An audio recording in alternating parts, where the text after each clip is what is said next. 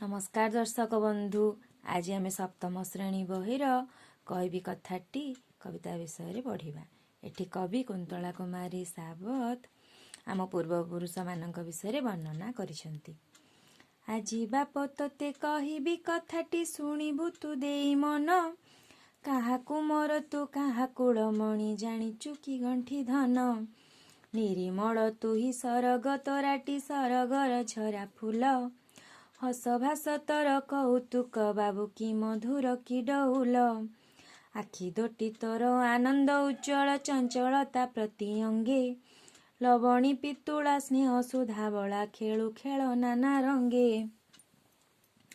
धूली माटी घेनी कि सुंदर तू ही गढ़ी बसु केते जाति, पशु पक्षी जीव देवता देउल संगी संगी हर्षे माती।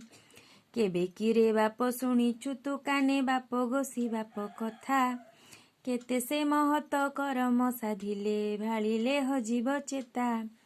बाप दादी तोर थिले अति बड़ रखी जाइछंती नाम, मंदिर तोलाई पोखरी खोलाई गढ़ी नाना तीर्थ धाम।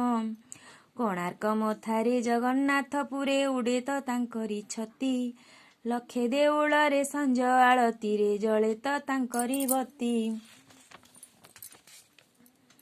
नदी बंध सबु तांकरी किरती थिले बड़ कारीगर, पत्थर उपरे आंकिछंती छवि अपरूप मनोहर।